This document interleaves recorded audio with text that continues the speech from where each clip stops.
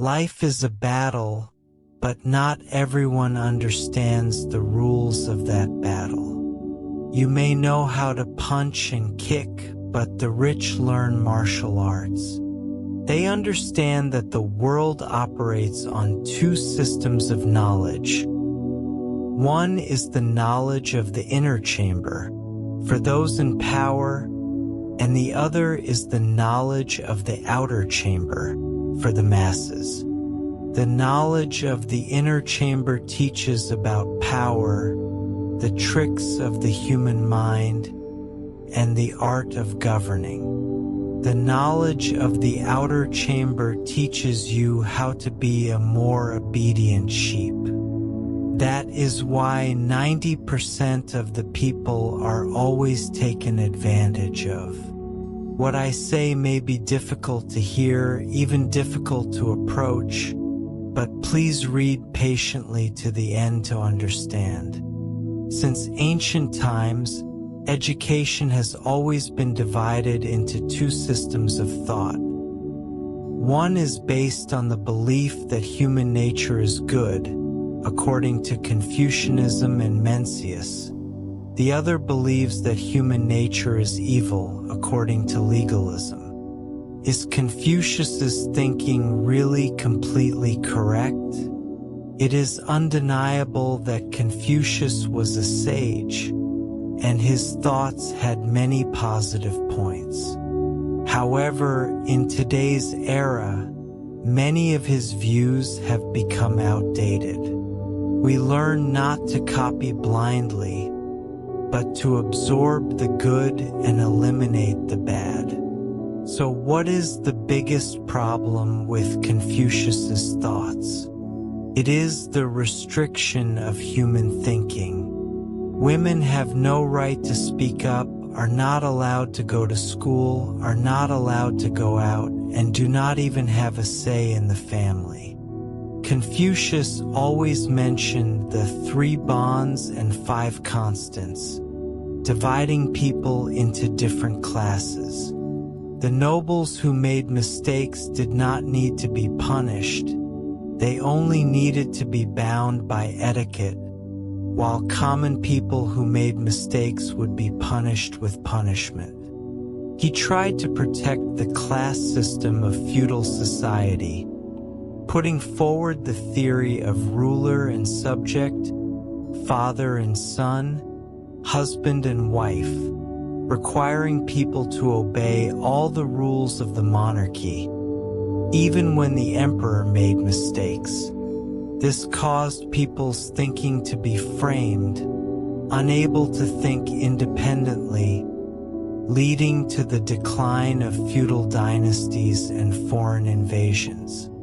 Confucianism says that human nature is good, always upholding humanity and morality, and requiring each person to treat others as a noble gentleman. But in reality, those who believe that people are inherently good are often deceived by hypocrites.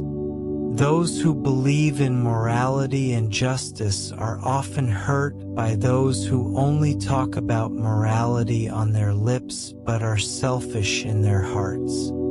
Humanity and morality, those things sound beautiful, but in fact are just fancy moves with no practical value. Meanwhile, the real masters are those who are flashy on the outside but practice free martial arts on the inside. Confucianism is like traditional martial arts moves, beautiful to look at but ineffective in actual combat.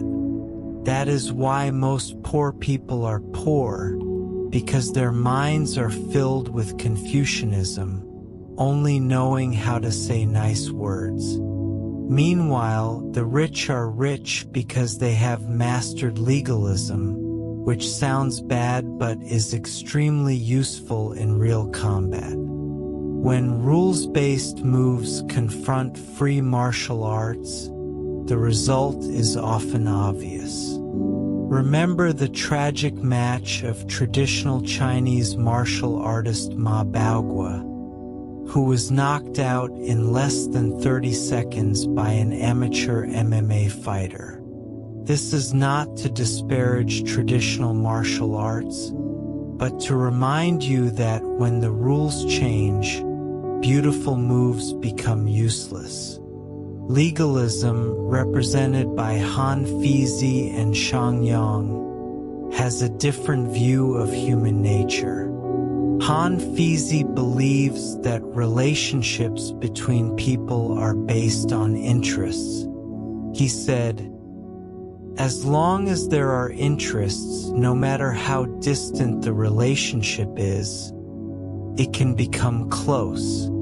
But once interests are damaged, even father and son can become enemies." He also pointed out that morality and humanity are just a cover, while interests are the truth behind every action. Confucianism is only effective when there is no conflict of interests. When conflicts of interests occur, Confucianism becomes useless. In love, Confucianism can be effective, but after marriage, when husband and wife have conflicts of interests, if you only know how to treat each other well, you will become vulnerable.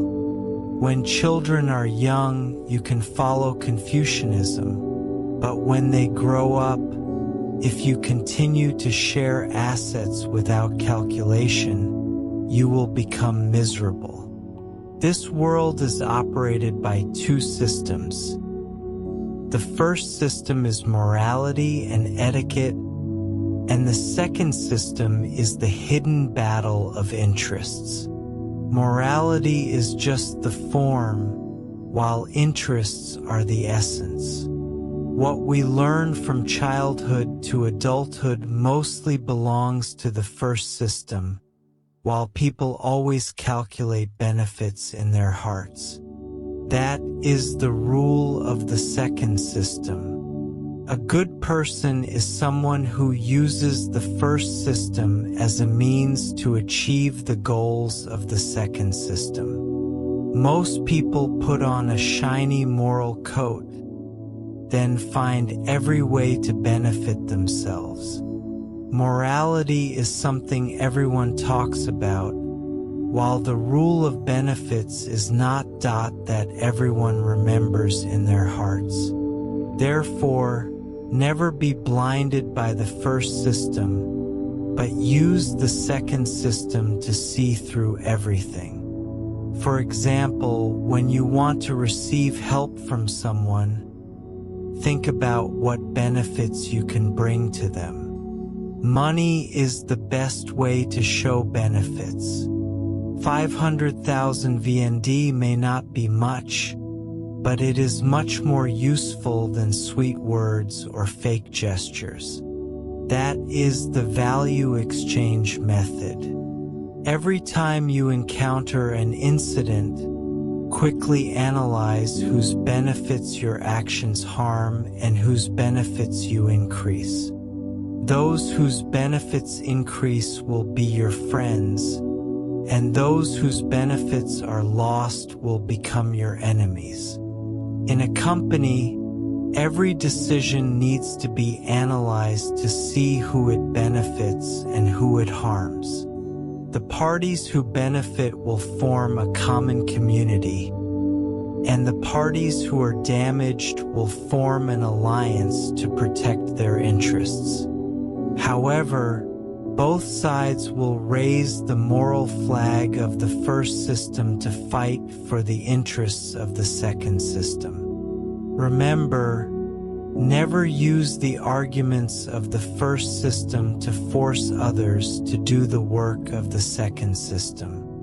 Before you want to receive benefits from someone, think about what you can bring to them. Benefits are the only thing that connects people. If benefits are not formed, your relationship will always be based on the first system, and those beautiful gestures will be fake. No matter how developed the world is, the selfish nature of people will not change. Benefits are the main driving force of human behavior. But there is an important point. After analyzing the purpose with the second system, you need to quickly use the first system to cover it up. Put on the cloak of morality. Never talk about benefits nakedly, because the second system cannot exist openly, and the value of the first system is to help you hide your true intentions more skillfully. True maturity is to see through everything but not say it. That is why Gue Guzi, a contemporary thinker of Confucius, although talented, was not praised like Confucius. His theory of the second system is only suitable for secret use, not for showing off. Sometimes what the public needs is not the truth, but idealized satisfaction. Those who tell the truth are often considered villains, while many villains pretend to be gentlemen. Therefore, maturity is the process of broadening one's horizons, seeing through everything but still maintaining composure and wisdom.